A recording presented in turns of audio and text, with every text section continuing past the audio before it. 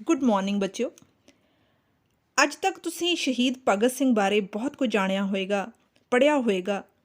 ਉਹਨਾਂ ਦੀ ਸ਼ਹਾਦਤ 'ਤੇ ਬਣੀਆਂ ਫਿਲਮਾਂ ਦੇਖੀਆਂ ਹੋਣਗੀਆਂ। ਪਰ ਕੀ ਤੁਸੀਂ ਕਦੇ ਇਹ ਕਲਪਨਾ ਕੀਤੀ ਹੈ ਕਿ ਭਗਤ ਸਿੰਘ ਦੀ ਸ਼ਹਾਦਤ ਪਿੱਛੋਂ ਉਹਦੀ ਮੰਗੇਤਰ ਨੇ ਆਪਣਾ ਜੀਵਨ ਕਿਵੇਂ ਗੁਜ਼ਾਰਿਆ ਹੋਵੇਗਾ? ਚਲੋ, ਅੱਜ ਅਸੀਂ ਡਾਕਟਰ ਦਲੀਪ ਕੌਰ ਟਿਵਾਣਾ ਦੀ ਕਲਪਨਾ ਦੇ ਮਾਧਿਅਮ ਨਾਲ ਉਸ ਮਹਾਨ ਇਸਤਰੀ ਦੇ ਰੂਬਰੂ ਹੋਵਾਂਗੇ ਜਿਹਨੇ ਜਿਉਂਦੇ ਜੀ ਹੱਠ, ਸਾਹਸ, ਅਣਖ ਅਤੇ ਸਿਰੜ ਨਾਲ ਵਿਛੋੜੇ ਦੇ ਦੁੱਖ ਨੂੰ ਝੱਲਦੇ ਹੋਏ ਆਪਣਾ ਜੀਵਨ ਮਿਹਨਤ ਦੇ ਨਾਲ ਗੁਜ਼ਾਰਿਆ। ਸਭ ਤੋਂ ਪਹਿਲਾਂ ਬੱਚਿਓ ਅਸੀਂ ਜਾਣਾਂਗੇ ਲੇਖਿਕਾ ਡਾਕਟਰ ਦਲੀਪ ਕੌਰ ਟਿਵਾਣਾ ਜੀ ਬਾਰੇ, ਜਿਨ੍ਹਾਂ ਦਾ ਜਨਮ 4 ਮਈ 1935 ਨੂੰ ਮਾਤਾ ਚੰਦ ਕੌਰ ਅਤੇ ਪਿਤਾ ਕਾਕਾ ਸਿੰਘ ਦੇ ਘਰ ਪਟਿਆਲੇ ਵਿਖੇ ਹੋਇਆ। ਉਹਨਾਂ ਨੇ MA ਪੰਜਾਬੀ ਅਤੇ ਪਿੱਛੋਂ PhD ਦੀ ਪੜ੍ਹਾਈ ਕੀਤੀ। ਬਹੁਤ ਸਾਰਾ ਸਾਹਿਤ, ਕਹਾਣੀ ਸੰਗ੍ਰਹਿ, ਨਾਵਲ, ਆਲੋਚਨਾ ਪੁਸਤਕਾਂ, ਬਾਲ ਕਹਾਣੀਆਂ, ਵਾਰਤਕ, ਸਵੈ ਜੀਵਨੀ ਆਦਿ ਦੇ ਰੂਪ ਵਿੱਚ ਵੀ ਰਚਿਆ। ਸੋ ਇਹਨਾਂ ਰਚਨਾਵਾਂ ਦੇ ਸਦਕਾ ਹੀ ਉਹਨਾਂ ਨੂੰ ਜੀਵਨ ਦੇ ਵਿੱਚ ਬਹੁਤ ਸਾਰੇ ਪੁਰਸਕਾਰਾਂ ਦੇ ਨਾਲ ਸਨਮਾਨਿਤ ਵੀ ਕੀਤਾ ਗਿਆ ਅਤੇ ਅੰਤ 31 ਜਨਵਰੀ 2020 ਦੇ ਵਿੱਚ ਉਹ ਸਾਨੂੰ ਸਦੀਵੀ ਵਿਛੋੜਾ ਦੇ ਗਏ। ਅੱਜ ਅਸੀਂ ਪੜ੍ਹਾਂਗੇ ਦਲੀਪ ਕੌਰ ਟਿਵਾਣਾ ਜੀ ਦੁਆਰਾ ਲਿਖੀ ਕਹਾਣੀ ਸਤਿਆ ਸਈ। ਇਸ ਕਹਾਣੀ ਵਿੱਚ ਦਲੀਪ ਕੌਰ ਟਿਵਾਣਾ ਭਗਤ ਸਿੰਘ ਦੀ ਮੰਗੇਤਰ ਦੇ ਨਾਲ ਆਪਣੀ ਕਲਪਨਾ ਰਾਹੀਂ ਗੱਲਬਾਤ ਕਰਦੀ ਹੈ ਅਤੇ ਉਸ ਮਹਾਨ ਇਸਤਰੀ ਦੇ ਪ੍ਰਤੀ ਨਤਮਸਤਕ ਹੁੰਦੀ ਹੈ ਅਤੇ ਇਹ ਵੀ ਕਹਿੰਦੀ ਹੈ ਕਿ ਅਸਲ ਦੇ ਵਿੱਚ ਉਹ ਔਰਤ ਹੀ ਸਹੀ ਅਰਥਾਂ ਦੇ ਵਿੱਚ ਜਿਉਂਦੇ ਜੀ ਸਤੀ ਹੋ ਗਈ ਸੀਗੀ, ਕਿਉਂਕਿ ਉਹਨੇ ਜੀਵਨ ਦੀਆਂ ਤੰਗੀਆਂ, ਜੀਵਨ ਦੇ ਦੁੱਖ ਬੜੇ ਸਿਰੜ ਦੇ ਨਾਲ, ਸਾਹਸ ਦੇ ਨਾਲ ਨਿਭਾਏ। ਕਹਾਣੀ ਦੇ ਆਰੰਭ ਵਿੱਚ ਹੀ ਮੰਗਤਾ ਗੱਡੀ ਦੇ ਵਿੱਚ ਗੀਤ ਗਾ ਰਿਹਾ। ਕੀ ਗੀਤ ਗਾ ਰਿਹਾ? ਜਦੋਂ ਵੀਰ ਭਗਤ ਸਿੰਘ ਦੱਤ ਨੂੰ ਦਿੱਤਾ ਫਾਂਸੀ ਦਾ ਹੁਕਮ ਸੁਣਾ, ਉਹਦੀ ਹੋਵਣ ਵਾਲੀ ਨਾਰ ਨੂੰ ਕਿਸੇ ਪਿੰਡ ਵਿੱਚ ਦੱਸਿਆ ਜਾ। ਅੱਗੇ ਕੀ ਲਿਖਦੀ ਹੈ ਲੇਖਿਕਾ? ਗੱਡੀ ਵਿੱਚ ਅੰਨਾ ਮੰਗਤਾ ਗਾ ਰਿਹਾ ਸੀ। ਫਿਰ ਮੈਂ ਮੰਗਤੇ ਦੇ ਮੂੰਹ ਵੱਲ ਤੱਕਿਆ, ਪਰ ਸਟੇਸ਼ਨ ਆ ਜਾਣ ਕਰਕੇ ਉਸ ਡੱਬੇ ਵਿੱਚੋਂ ਉਤਰ ਕੇ ਦੂਜੇ ਵਿੱਚ ਜਾ ਚੜਿਆ।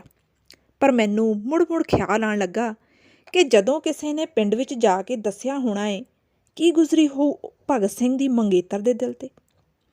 ਮੈਂ ਡੱਬੇ ਦੀ ਬਾਰੀ ਵਿੱਚੋਂ ਬਾਹਰ ਤੱਕਣ ਲੱਗੀ।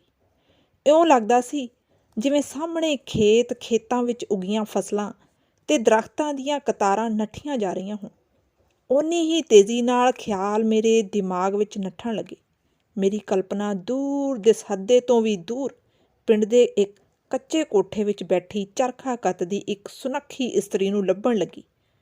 ਚੁੱਪਚਾਪ ਮੈਂ ਉਹਦੇ ਮੂੰਹ ਵੱਲ ਤੱਕਣ ਲੱਗੀ। ਹੁਣ ਲੇਖਕਾਂ ਨੂੰ ਇਸ ਤਰ੍ਹਾਂ ਆਪਣੇ ਵੱਲ ਤੱਕਦਿਆਂ ਦੇਖ ਕੇ ਉਹ ਪੁੱਛਦੀ ਹੈ ਕਿ ਉਹ ਇਸ ਤਰ੍ਹਾਂ ਉਹਦੇ ਵੱਲ ਕਿਉਂ ਦੇਖ ਰਹੀ ਹੈ। ਇਸ ਤੋਂ ਬਾਅਦ ਉਹਨਾਂ ਦੀ ਆਪਸੀ ਗੱਲਬਾਤ ਚੱਲਦੀ ਹੈ। ਕੀ ਗੱਲਬਾਤ ਚੱਲਦੀ ਹੈ? ਕੀ ਆਨੀ ਹੈ? ਉਹ ਬੋਲੀ, ਤੂੰ ਕਿਵੇਂ ਉਮਰ ਗੁਜ਼ਾਰੀ? ਮੈਂ ਪੁੱਛਿਆ। ਮੈਨੂੰ ਉਹਦੀ ਇੱਜ਼ਤ ਦਾ ਪਾਸ ਸੀ। ਲੋਕਾਂ ਕਹਿਣਾ ਸੀ ਇਹ ਭਗਤ ਸਿੰਘ ਦੀ ਮੰਗੇਤਰ ਏ। ਮੈਂ ਕਿਵੇਂ ਸਾਹ ਛੱਡਦੀ? ਮਿਹਨਤ ਮਜ਼ਦੂਰੀ ਕੀਤੀ, ਲੋਕਾਂ ਦੀਆਂ ਕਪਾਹਾਂ ਚੁਗੀਆਂ, ਕੱਤਣਾ ਕੱਤਿਆ, ਪੀਣੇ ਪੀਠੇ, ਕੋਠੇ ਲਿੱਪੇ, ਘਾਹ ਖੋਤੇ ਅਤੇ ਡੰਗ ਟਪਾਇਆ। ਕਿਉਂ? ਤੇਰੇ ਮਾਪਿਆਂ ਨੂੰ ਤੇਰਾ ਖਿਆਲ ਨਹੀਂ ਸੀ? ਮੈਂ ਪੁੱਛਿਆ। ਕਿਹੜਾ ਸਾਲ 6 ਮਹੀਨੇ ਦੀ ਗੱਲ ਸੀ ਕਿ ਮੈਂ ਉਹਨਾਂ 'ਤੇ ਬੋਝ ਬਣੀ ਰਹਿੰਦੀ। ਇਹ ਤਾਂ ਉਮਰਾਂ ਦੇ ਮਾਮਲੇ ਸਨ।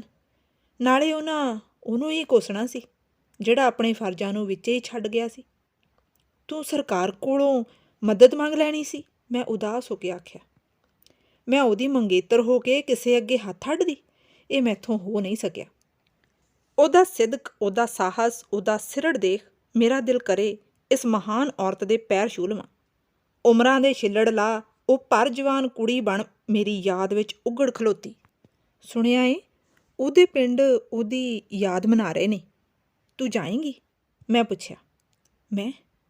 ਮੈਂ ਉਹਦੇ ਪਿੰਡ ਭਲਾ ਕਿਵੇਂ ਜਾ ਸਕਦੀ ਹਾਂ?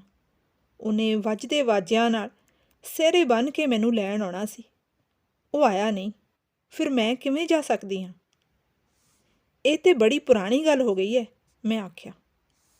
ਤੈਨੂੰ ਪੁਰਾਣੀ ਲੱਗਦੀ ਹੋਊ, ਮੈਨੂੰ ਤਾਂ ਇਹ ਲੱਗਦੀ ਏ ਜਿਵੇਂ ਹਾਲੇ ਕੱਲ੍ਹ ਦੀ ਗੱਲ ਹੋਵੇ। ਜਦੋਂ ਇੱਕ ਦਿਨ ਦੀਵੇ ਮਿਲਦਿਆਂ ਨਾਲ ਉਹ ਸਾਡੇ ਪਿੰਡ ਆਇਆ ਸੀ। ਬਾਹਰ ਖੂਹ 'ਤੇ ਖਲੋ ਇੱਕ ਨਿਆਣੇ ਹੱਥ ਮੈਨੂੰ ਸੁਨੇਹਾ ਭੇਜ ਦਿੱਤਾ। ਮੈਂ ਝਿਜਕਦੀ ਸਭ ਤੋਂ ਚੋਰੀ ਉੱਥੇ ਆ ਗਈ। ਬੋਲਿਆ, ਤੂੰ ਫਿਕਰ ਨਾ ਕਰੀ, ਅਜੇ ਮੈਨੂੰ ਜ਼ਰੂਰੀ ਕੰਮ ਏ। ਜਦੋਂ ਵਿਆਹ ਕੀਤਾ ਮੈਂ ਤੇਰੇ ਨਾਲ ਹੀ ਕਰਾਂਗਾ, ਮੈਂ ਛੇਤੀ ਹੀ ਆਵਾਂਗਾ। ਉਹ ਚਲਿਆ ਗਿਆ ਅਤੇ ਮੁੜ ਅਜੇ ਤੱਕ ਨਹੀਂ ਆਇਆ। ਉਸ ਵੇਲੇ ਮੈਨੂੰ ਇੱਕ ਰਸੀਲਾ ਗੀਤ ਯਾਦ ਆਇਆ ਕਿ ਸਾਡਾ ਘਰ ਸਜਣੀਏ ਏਡੀ ਦੂਰ ਤਾਂ ਨਹੀਂ ਸੀ ਕਿ ਉਮਰ ਭਰ ਫੇਰਾ ਨਾ ਪਾਇਆ। ਇਹਨਾਂ ਲਫ਼ਜ਼ਾਂ ਦੀ ਤੜਪ ਉਹਦੇ ਮੂੰਹ ਤੋਂ ਲੱਭਦੀ ਸੀ, ਜਿਹੜੀ ਜ਼ਿੰਦਗੀ ਭਰ ਉਹਨੂੰ ਉਡੀਕਦੀ ਰਹੀ, ਜਿਸ ਨੇ ਮੁੜ ਕਦੇ ਫੇਰਾ ਨਾ ਪਾਇਆ। ਤੂੰ ਇਹਨਾਂ ਪੀੜਾਂ ਦੀ ਸਾਰ ਕੀ ਜਾਣੇ, ਉਹ ਅੱਖਾਂ ਭਰ ਕੇ ਬੋਲੀ। 2 ਹੰਝੂ ਵਹਿ ਤੁਰੇ। ਮੈਨੂੰ ਲੱਗਿਆ ਜਿਵੇਂ ਉਹ ਕਹਿ ਰਹੀ ਹੋਵੇ, ਇਹ ਕਿਹੀ ਧਰਤ ਕੰਡਿਆਲੀ, ਇਹ ਕਿਹੇ ਜੀਵਨ ਦੇ ਬਰੇਤੇ ਮੇਰੇ ਸਾਹ ਸੁੱਕਦੇ ਜਾ ਰਹੇ ਨੇ। ਰੱਬ ਤੈਨੂੰ ਲੰਮੀ ਉਮਰ ਬਖਸ਼ੇ। ਉਹਦੇ ਕੁਮਲਾਏ ਮੂੰਹ ਵੱਲ ਤੱਕ ਕੇ ਮੈਂ ਆਖਿਆ। ਉਹ ਇਉਂ ਤਰਬਕੀ ਜਿਵੇਂ ਮੈਂ ਉਹਦੇ ਚਪੇੜ ਕੱਢ ਮਾਰੀ ਹੋਵੇ। ਫਿਰ ਕਰੁਣਾ ਭਰੀ ਆਵਾਜ਼ ਵਿੱਚ ਕਹਿਣ ਲੱਗੀ, ਮੇਰੀਏ ਹਮਦਰਦ ਨੇ, ਲੰਮੀ ਉਮਰ ਲਈ ਮੇਰੀ ਚਾਹ ਨਹੀਂ। ਉਮਰ ਦੇ ਤਾਂ ਇਹ ਦਿਨ ਵੀ ਨਹੀਂ ਮੁੱਕਦੇ ਪਏ। ਉਹਦੀ ਉਦਾਸੀ ਮੇਰੇ ਕੋਲੋਂ ਦੇਖੀ ਨਾ ਗਈ। ਗੱਲ ਬਦਲਣ ਲਈ ਮੈਂ ਆਖਿਆ, ਤੂੰ ਮੇਰੇ ਨਾਲ ਸ਼ਹਿਰ ਚੱਲ, ਮੇਰੀ ਭੈਣ ਦਾ ਵਿਆਹ ਏ, 2-4 ਦਿਨ ਸੋਹਣੇ ਲੰਘ ਜਾਣਗੇ। ਨਹੀਂ, ਮੈਂ ਵਿਆਹ ਨਹੀਂ ਜਾ ਸਕਦੀ, ਉਹ ਬੋਲੀ। ਕਿਉਂ? ਮੈਂ ਪੁੱਛਿਆ। ਖੁਸ਼ੀਆਂ ਦੇ ਮੌਕੇ ਮੇਰੇ ਕੋਲੋਂ ਝੱਲੇ ਨਹੀਂ ਜਾਂਦੇ। ਅਜਿਹਿਆਂ ਮੌਕਿਆਂ 'ਤੇ ਮੈਂ ਬੜੀ ਥੱਕ ਜਾਂਦੀ ਹਾਂ। ਮੇਰੇ ਕੋਲੋਂ ਆਪਣੇ ਗਮ ਹੁਣ ਘੜੀ ਪਲ ਲਈ ਵੀ ਦੂਰ ਨਹੀਂ ਕੀਤੇ ਜਾਂਦੇ। ਮੈਨੂੰ ਇਹਨਾਂ ਦੇ ਨਾਲ ਰਹਿਣ ਦੀ ਆਦਤ ਪੈ ਗਈ ਏ। ਇੱਕ ਗੱਲ ਦੱਸੇਂਗੀ? ਉਹਨੇ ਆਸ ਨਾਲ ਮੇਰੇ ਵੱਲ ਤੱਕਿਆ। ਹਾਂ, ਪੁੱਛ, ਮੈਂ ਆਖਿਆ। ਕੀ ਸੱਚੀ ਮੁੱਚੀ ਕੋਈ ਅਗਲਾ ਜਨਮ ਵੀ ਹੁੰਦਾ ਏ? ਵਿਚਾਰੀ, ਮੇਰੇ ਦਿਲ ਨੇ ਆਖਿਆ।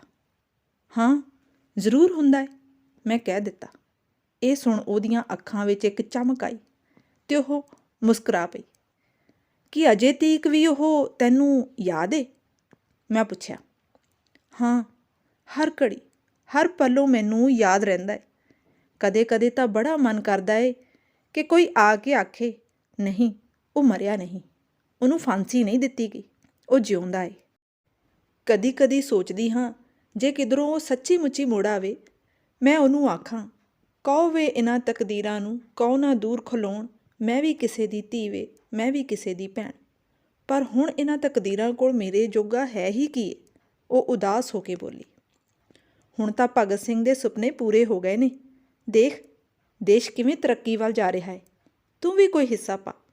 ਦੇਖ, ਨਵਾਂ ਵਰ੍ਹਾ ਆਇਆ ਏ, ਕੋਈ ਨਵਾਂ ਕਦਮ ਚੁੱਕ, ਮੈਂ ਆਖਿਆ। ਉਹਦਾ ਮੂੰਹ ਹਿੱਸ ਗਿਆ ਅਤੇ ਉਹ ਚੁੱਪਚਾਪ ਮੇਰੇ ਵੱਲ ਤੱਕਣ ਲੱਗੀ, ਜਿਵੇਂ ਕਹਿੰਦੀ ਹੋਵੇ, ਪਿਛਲਾ ਵਰ੍ਹਾ ਰੋ ਕੇ ਟੁਰ ਚੱਲਿਆ, ਅਗਲਾ ਵੀ ਖੜਾ ਉਦਾਸ। ਕਿਹੜੇ ਵੇ ਮੁਨੀ ਸਰਾਪਿਆ, ਤੂੰ ਮੁੜ ਨਾ ਪੁੱਛੀ ਬਾਤ। ਤੂੰ ਕੀ ਸੋਚ ਰਹੀ ਏ? ਮੈਂ ਪੁੱਛਿਆ। ਉਸਨੇ ਇੱਕ ਹੌਂਕਾ ਭਰਿਆ, ਜਿਵੇਂ ਕਹਿੰਦੀ ਹੋਵੇ, ਰਾਤ ਦੀ ਰਾਣੀ ਮੈਨੂੰ ਪੁੱਛਦੀ, ਕਿੱਥੇ ਤਾਂ ਗਈਆਂ ਨੀ ਤੇਰੀਆਂ ਨੀਂਦਰਾਂ, ਦਿਹੋਂ ਵੀ ਉਲਾਂਭੇ ਦਿੰਦਾ, ਕਿੱਥੇ ਤਾਂ ਖੋਈਆਂ ਤੇਰੀਆਂ ਸੂਰਤਾਂ। ਮੈਂ ਮੁੜ ਮੁੜ ਤੈਥੋਂ ਪੁੱਛਦੀ, ਕੌਣ ਭਰੂ ਵੇ ਮੇਰੀ ਕਹਾਣੀ ਦਾ ਹੁੰਗਾਰਾ, ਕੌਣ ਬਣੂ ਵੇ ਮੇਰੇ ਦੁੱਖਾਂ ਦਾ ਸੀਰੀ। ਮੈਂ ਉਹਦੇ ਮੂੰਹ ਵੱਲ ਤੱਕਿਆ। ਨਾਨਕ ਸਤੀਆ ਜਾਣੀਅਨ, ਜੇ ਬਿਰਹੇ ਚੋਟ ਮਰਨ। ਬੱਚਿਓ, ਇਹ ਬਾਣੀ ਦੀ ਤੁਕ ਹੈ, ਜਿਹਦੇ ਵਿੱਚ ਇਹ ਕਿਹਾ ਗਿਆ ਹੈ ਕਿ ਅਸਲ ਸਤੀ ਉਹਨੂੰ ਹੀ ਮੰਨਿਆ ਜਾ ਸਕਦਾ ਹੈ ਜਿਹੜੀ ਜ਼ਿੰਦਗੀ ਜਿਉਂਦੇ ਹੋਏ ਵਿਰਹੇ ਦੀ ਚੋਟ ਨਾਲ ਮਰਦੀ ਹੈ। ਵਿਰਹਾ ਹੁੰਦਾ ਹੈ ਵਿਛੋੜਾ। ਵਿਛੋੜੇ ਨੂੰ ਝੱਲਦੀ ਹੋਈ, ਉਹਦੀ ਚੋਟ ਨੂੰ ਝੱਲਦੀ ਹੋਈ ਆਪਣੇ ਜੀਵਨ ਨੂੰ ਬਤੀਤ ਕਰਦੀ ਹੈ, ਉਹਨੂੰ ਹੀ ਅਸਲ ਸਤੀ ਕਿਹਾ ਜਾ ਸਕਦਾ ਹੈ। ਅੱਗੇ ਲੇਖਿਕਾ ਕੀ ਕਹਿੰਦੀ ਹੈ? ਇਸ ਕਥਨ ਅੱਗੇ ਮੈਂ ਸਿਰ ਝੁਕਾ ਦਿੱਤਾ। ਉਹਦੀ ਟੁੱਟੀ ਹੋਈ ਜੁੱਤੀ 'ਤੇ ਮੇਰੀ ਨਜ਼ਰ ਪੈ ਗਈ। ਮੈਂ ਧਿਆਨ ਨਾਲ ਦੇਖਿਆ, ਉਹਦੀ ਕਮੀਜ਼ ਨੂੰ ਵੀ ਟਾਕੀਆਂ ਲੱਗੀਆਂ ਹੋਈਆਂ ਸਨ। ਮੈਨੂੰ ਦੁੱਖ ਲੱਗਾ। ਤੂੰ ਉਹਨੂੰ ਵੇਖਿਆ ਸੀ?